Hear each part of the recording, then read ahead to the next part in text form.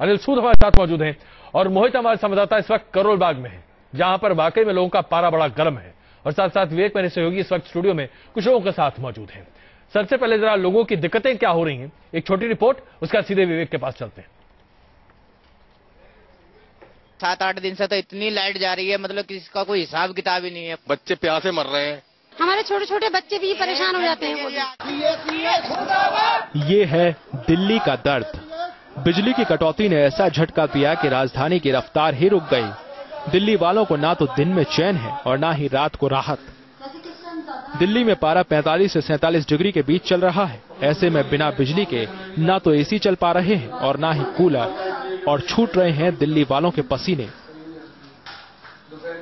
बिजली की इस परेशानी को लेकर न्यूज नेशन पहुंचा दिल्ली के अलग अलग इलाकों में और हमने जाना कैसे दिल्ली वालों का जीना हो रहा है मुहाल।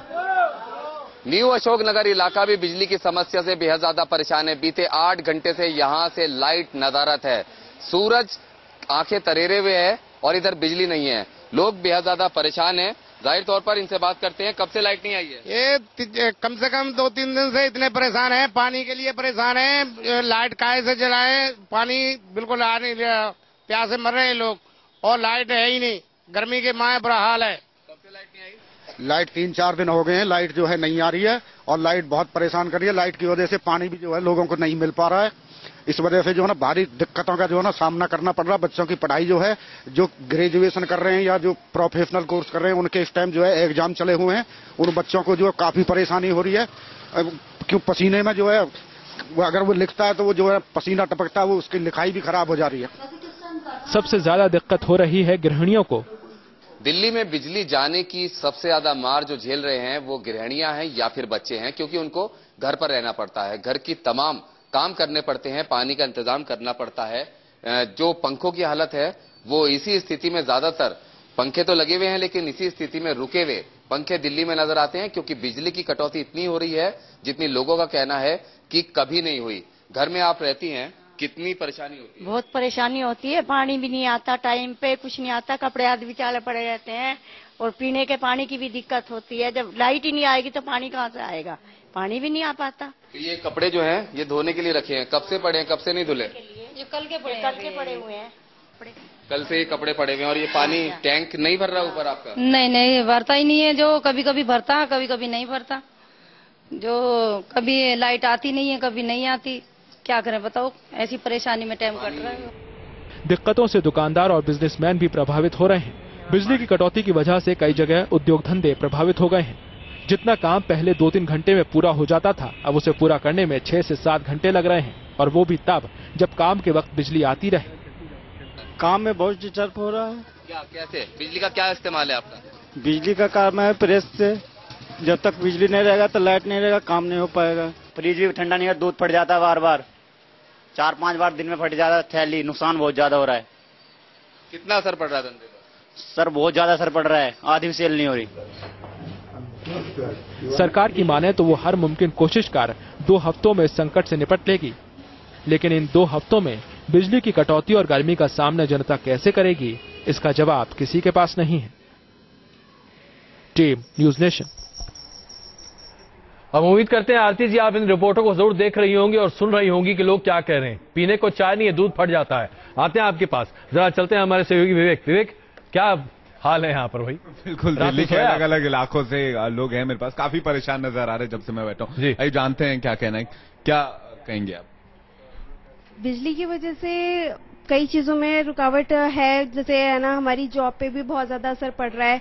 हम जॉब के लिए ना टाइम से नहीं पहुंच पाते हैं ऑफिस, और बिजली की वजह से पूरी रात हो जाती है जगते हुए। बिजली नहीं होती तो बिल्कुल नींद ही नहीं आती है और पंखे ही नहीं चल पाते हैं, क्योंकि इन्वर्टर भी कितना चार्ज होगा बिजली से। बिल्कुल, तो बिजली की वजह से तो बहुत ज्यादा प्रॉब्लम। कामकाजी लोग भी बहुत रहते हैं दिल्ली में, उन्हें भी परेशानी। सर क्या कहेंगे?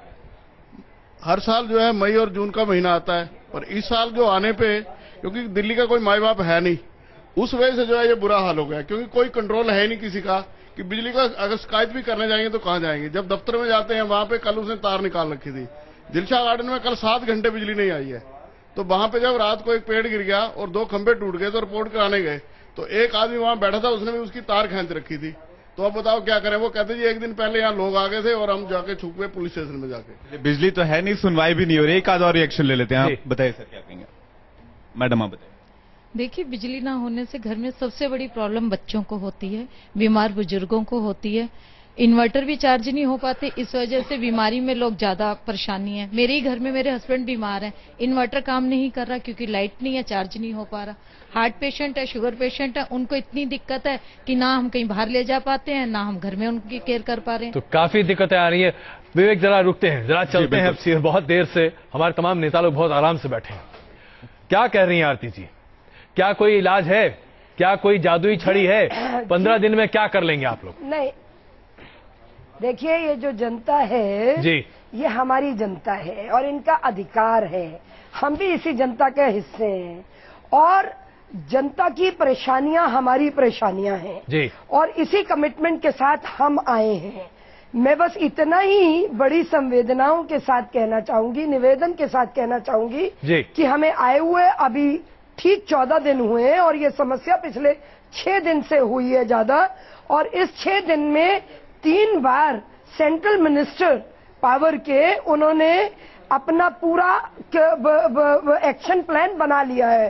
400 मेगावाट की सप्लाई एनटीपीसी के द्वारा जो भवाना का प्लांट लगा है, जिसकी कैपेसिटी 1500 जी, लेकिन आपके इन तमाम दावों पर 290 कर रहा है। आपके इन तमाम दावों पर आम आदमी पार्टी को रत्ती भर यकीन नहीं है। एक सेकंड अजय जी, एक सेकंड मुझे प्लान तो बताने दीजिए। और इसके अलावा जी गैल से भी नेचुरल गैस का तो हमारा वादा है लोगों से। जवाब दे दीजिए ना कि जिस मोदी सरकार ने मानसून के खराब होने की स्थिति को लेकर एक एक्शन प्लान तैयार कर लिया था, क्या उस बात का एहसास नहीं था कि दिल्ली को गर्मी में मार पड़ने वाली है? आज ना आप मुझसे जवाब तो दीजिए और ना आप जवाब तो दीजिए।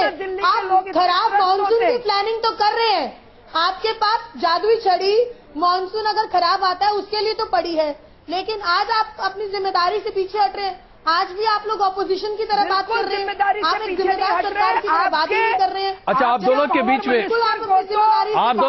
में आम आदमी की आवाज बनी, आम आदमी पार्टी भी कुछ कहना चाहती है। आशीष जी देखिए, बीजेपी सबसे बड़ी बात यह है कि बीजेपी सरकार बात कर रहे हैं। जी आशीष जी, बीजेपी सरकार और उनके मंत्री जनता के सामने सच नहीं बोल रहे हैं। सच यह है कि पिछले 15 सालों में देश में ट्रांसमिशन में और खासकर दिल्ली में जो सब स्टेशन हैं, खंबे हैं, तार हैं, ट्रांसफार्मर हैं, उनको अपग्रेड करने के लिए कोई भी खर्चा नहीं हुआ है, बहुत कम खर्चा हुआ है। और ये जो प्राइवेट डिस्ट्रीब्यूशन कंपनी है टाटा और रिलायंस को, इनको अनड्यू बेनिफिट बुक करने की खुली छूट दे। अगर बीजेपी के लोगों ने मैं बात खत्म कर आम आदमी पार्टी के लोगों ने भी मैं अपनी बात खत्म कर मुनाफाखोरी जब तक प्राइवेट कंपनी करती रहेगी, सरकारें आग बंद करके बैठी रहेंगी। टाटा और रिलायंस ने अपनी आज खाते ऑडिट करने से मना कर दिया। जनता को चूना लगाया जा रहा है, महंगी बिजली बेची जा रही है। सबसे बड़ा धोखा आपने दिया है। धोखा हमने दिया है। मैं कुछ कहना चाहती हूँ। अदानी और अंबानी की जेब में आप बैठे हैं और धोखा हमने दिया है।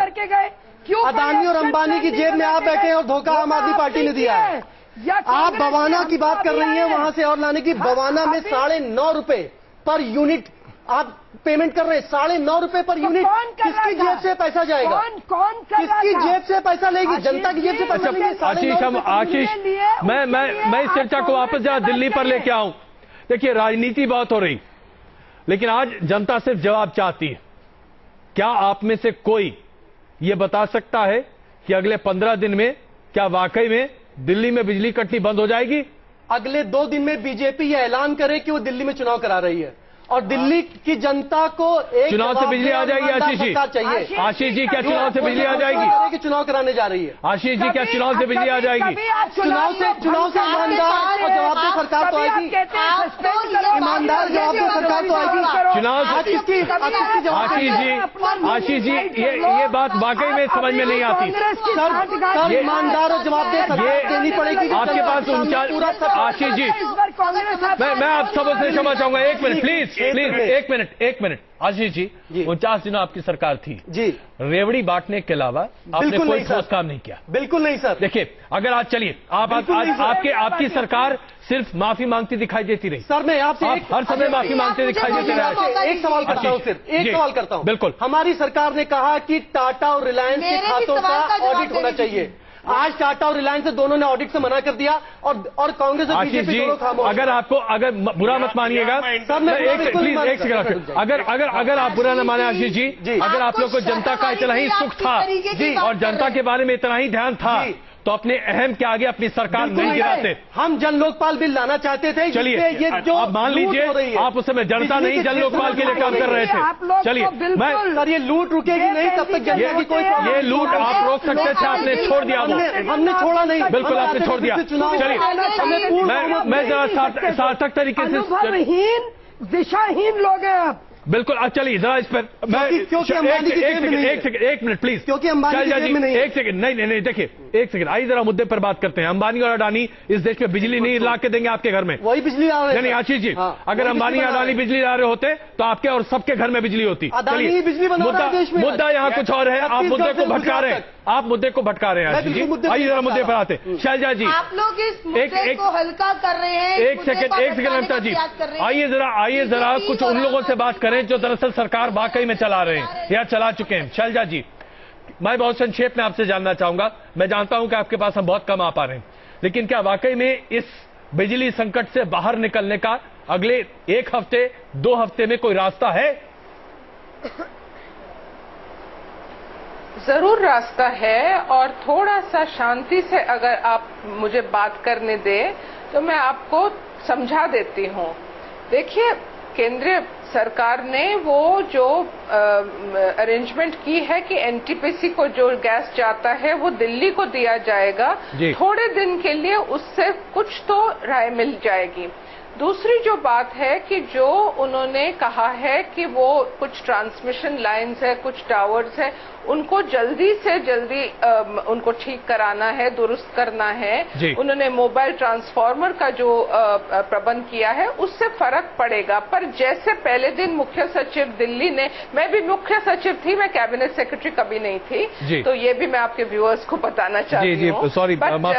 जैसे जब उन्होंने कहा 15-20 दिन नहीं, जब उन्होंने 20 दिन की जिक्र किया तो बहुत आउटक्राई हुआ, पब्लिक आउटक्राई कि ये क्या बोल रहे हैं। आज मंत्री जी ने भी यही कहा, पावर मिनिस्टर मिस्टर गोयल ने, कि 20 दिन लगने हैं।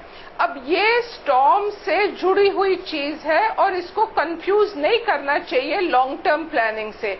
जो लॉन्ग टर्म प्लानिंग के लिए, मेंटेनेंस के लिए और जो सस्टेनेबिलिटी के लिए जरूरत है, उसकी पूरी एक तुलना करके डीईआरसी की जिम्मेवारी है कि वो फटकारा लगा के इन लोगों को कह दे, जो ट्रांसको हो या ये आपके डिस्ट्रीब्यूशन कंपनीज हो, कि आपके कैपेक्स को हम बढ़ाने देंगे, क्योंकि अगर वो बढ़ाने नहीं देंगे तो दिक्कत हो जाएगी। दूसरी, सरकार को समझाने पड़ेगी। ठीक है, मैं किसी भी सरकार के पक्ष में नहीं हूं, मैं बिल्कुल इंडिपेंडेंट स्वतंत्र बात कर रही हूं, पर मैं समझाना चाहती हूं कि एक दिन ऐसे आ गए हैं, दिल्ली तो पूरे भारत को देख के दुगना इलेक्ट्रिसिटी पर कैपिटा कंजम्पशन है। इस हालत में उनको अगर लगातार लगाने एयर कंडीशनर्स वगैरह, तो टाइम ऑफ द डे देख के पैसा देने पड़ेगा। Time of the day metering लाएंगे और आप कहेंगे उस टाइम आप 6 एयर कंडीशनर्स लगाएंगे तो अपने आप लोग एक एयर कंडीशनर पे आ जाएंगे। यूरोप में ये चलता है, डिश वॉशर और वॉशिंग मशीन लोग रात को चलाते हैं बिजली की बचत करने के लिए, क्योंकि उनको अफोर्ड नहीं कर सकते दिन में चलाना। तो हमारे पास चीजों को मैं क्षमा चाहूंगा शैलजा जी, हमें इस चर्चा को जरा आगे भी बढ़ाना। आपने बहुत महत्वपूर्ण बातें अभी सामने रखी हैं। अनिल जी, एक छोटी टिप्पणी आपकी, उसके बाद जरा एक बार फिर चर्चा आगे बढ़ाते हैं। अनिल जी, हमारे पास सिस्टम सारे हैं, हमारे पास एनर्जी सारी है, पावर की शॉर्टेज हमारे कंट्री में बिल्कुल नहीं है।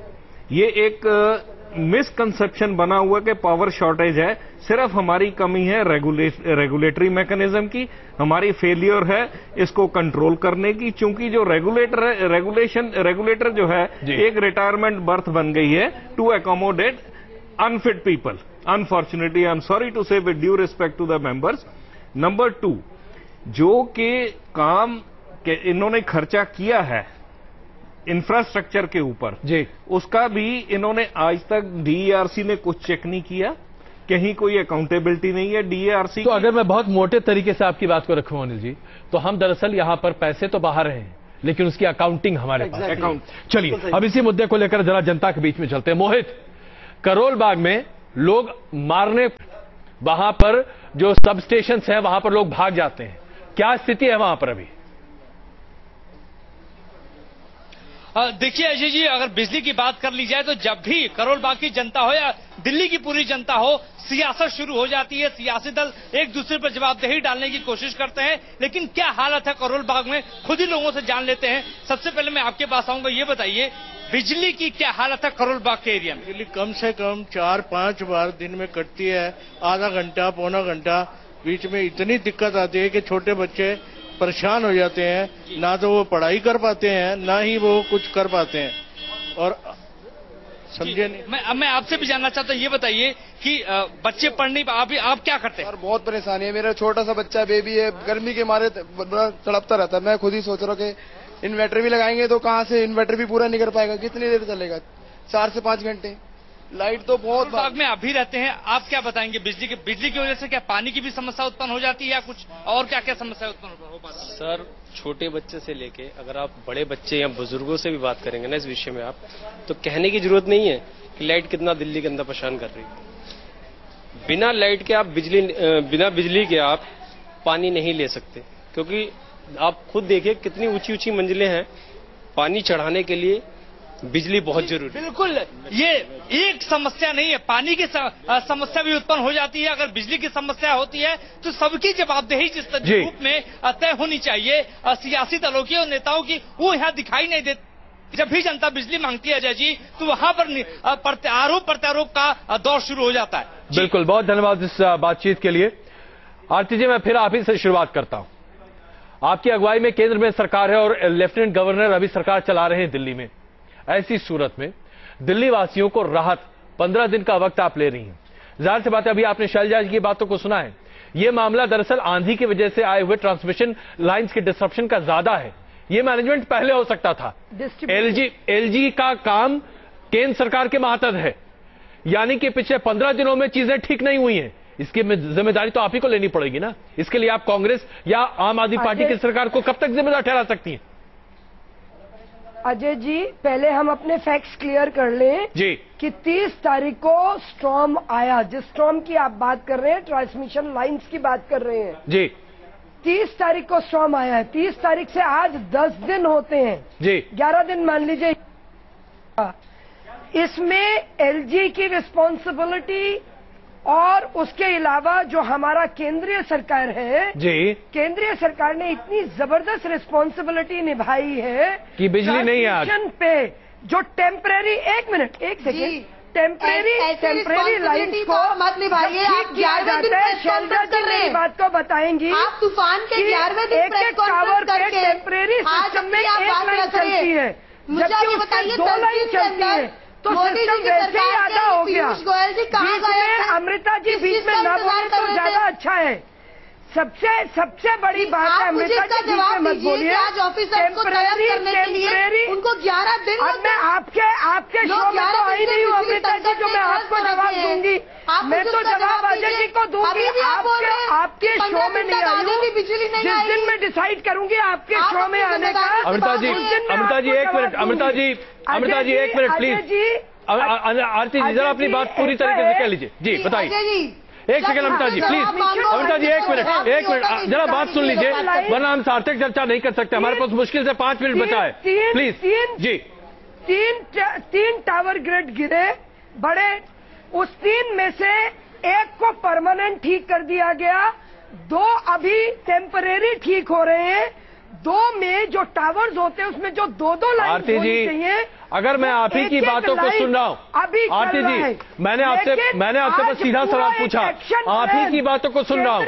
11 दिन से एलजी साहब के नेतृत्व में चल रही सरकार, आपके जो कि केंद्र सरकार के निर्देशों पर चल रही है, वो रिसर्जेंस का काम नहीं कर पाई, रिकवरी का काम नहीं कर पाई। इसकी जिम्मेदारी तो आपको लेनी चाहिए ना। आप 15 साल पहले की जिम्मेदारी क्यों दे रही है? यही सवाल तो मैंने इस शो की शुरुआत में पूछा था। यही सवाल आज मैंने अपने दर्शकों के साथ ये सवाल आप सबों से पहली बार पूछा। पिछले साल मुश्किल से 2 घंटे दिन भर में बिजली जाती थी दिल्ली में, आज मुश्किल से 8 घंटे बिजली आ रही है। कहीं ना कहीं जिम्मेदारी तो होगी। आरती जी बस छोटा जवाब, क्योंकि आरती उसके बाद हमें अमृता जी के पास जाना है। आरती जी बहुत छोटा जवाब प्लीज। मैं बिल्कुल, हम भारतीय जनता पार्टी और हम लोग अपनी जिम्मेदारी को निभाने आए हैं। 60 साल से इन्होंने जो शासन दिए है, हम 60 महीने में हम ये वादा करते हैं कि 24 घंटे की बिजली देंगे, जैसे गुजरात दे रहे हैं, जैसे मध्य प्रदेश और छत्तीसगढ़। अब 60 महीने बाद 24 घंटे की बिजली आएगी, लेकिन अभी इस गर्मी में क्या होगा इसका जवाब शायद आप नहीं देना पसंद करेंगे। मोदी जी अमृता जी को मैं दिखाना चाहूंगी कि हम पूरा करके दिखाते हैं। अमृता जी। अजय जी, मुझे भी एक सवाल करना है, मुझे भी बात करने दीजिए मेरी। आज आरती जी की बात सुन के मुझे इसलिए अजीब लग रहा है कि वो एक इंजीनियर की तरह ज्यादा बात कर रही हैं और एक पॉलिटिकल रिप्रेजेंटेटिव की तरह कम बात कर रही हैं। मैं आपसे ये समझना चाहती हूँ कि दिल्ली की जनता को आपके इन तर्कों को सुनने का समय नहीं है। उनको जब बिजली इस देश के अंदर अवेलेबल है और फिर भी लोगों को बिजली से परेशानी हो रही है दिल्ली के अंदर, आज आपके 11वें दिन जाकर आपके पावर मिनिस्टर को समय मिला प्रेस कॉन्फ्रेंस करने का और सारे सिस्टम को अलर्ट करने का। अगर 30 तारीख को अगस्त मीटिंग्स कर चुके हैं Amrita ji, already did 2 meetings. उनसे पूछना चाहिए था, लेकिन आज उनको समय मिला ये सब करने का।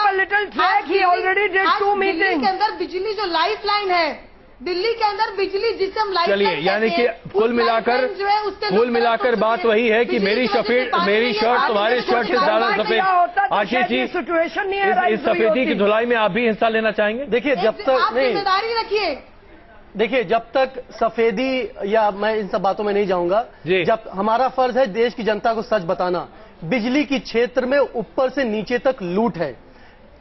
एक्सपर्ट्स बना लिए गए हैं जो बिजली कंपनियों की और प्राइवेट कंपनियों की जो है गुणगान करते हैं।